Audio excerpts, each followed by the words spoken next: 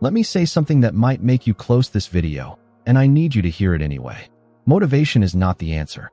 It never was. Think about the last time you felt genuinely motivated. That electric, I'm going to change my life feeling. Where did it go? 2 days later? 3. The crash always comes. And when it does, you blame yourself, your discipline, your focus, your character. But what if the crash isn't your fault? What if you were handed the wrong tool and told it was the only one that works? Here's the thing no one tells beginners. The people you look up to, the ones showing up daily, building things, finishing things, they're not more motivated than you. They just stopped waiting for the feeling. They built a system instead. And that system runs even on the days the feeling is gone completely. Today I'm giving you that system. 4 steps. No fluff. And stick around, because step 3 is the one that almost nobody talks about. And it may be the exact reason you've restarted the same goal 4 times already. Hit like right now, not at the end, right now. Share this with someone stuck in the motivation trap. Subscribe, and don't skip a single section. What's coming in step 2 will shift something. Number 1.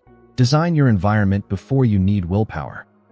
Environment is the invisible hand that shapes human behavior. BJ Fogg, Tiny Habits. Willpower is not a character trait. It's a resource, and it runs out, usually by 3 p.m. If your system requires you to feel strong before it works, your system is already broken. Here's what actually works. Change the environment, not yourself. A student named Priya wanted to read more. She stuck motivational notes everywhere. Nothing changed until she placed the book on her pillow every morning. That night, she read. The decision was already made before she sat down. That's environmental design working silently in the background.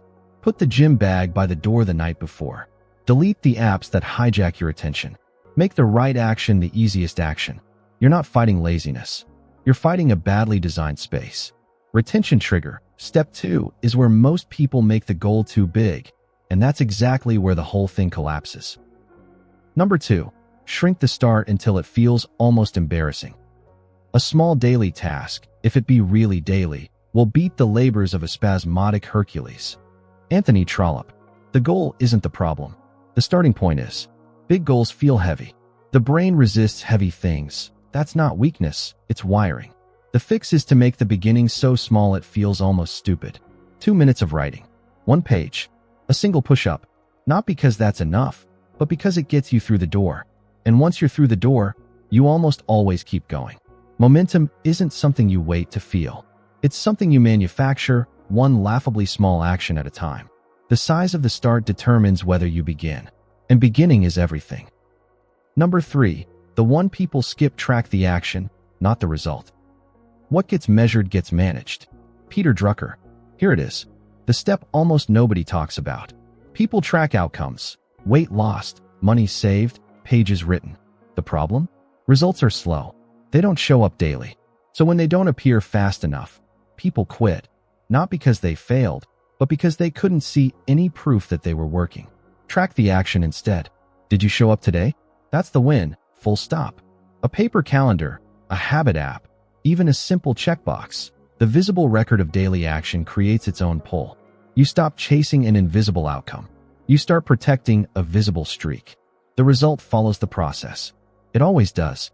But the process needs to feel real before the result shows up. Retention trigger. Step 4 is what separates people who build habits from people who restart them every January. Number 4. Build a recovery protocol into the system before you need it. Missing once is an accident. Missing twice is the start of a new habit. James Clear. You will miss a day? That's not pessimism. That's the honest reality of building anything over time. Life interrupts. Energy drops. The question isn't whether you'll miss. It's what happens the day after. Most systems have no answer for that. So one missed day quietly becomes a week, then a month, then a story about how you tried that once.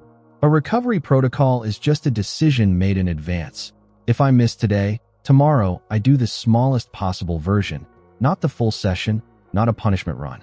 Just a signal to your own brain that the identity is still intact. You're not someone who stopped. You're someone who came back. That shift in how you see yourself may turn out to be the most important part of any system you ever build. You don't need to feel it. You need to build it. Motivation is a weather pattern. It comes, it leaves, and it doesn't care about your goals. A system doesn't care about the weather. It shows up regardless, because you designed it to. For pieces, an environment that removes friction before it builds. A start small enough that saying no feels stranger than saying yes. A process you can see and protect. And a recovery plan that turns missed days into comeback days instead of quit days. That's not inspiration. That's architecture. And you can start building it tomorrow morning or tonight if you're ready. If this reframes something for you, like this video, share it with one person who keeps restarting, drop your step below, and subscribe.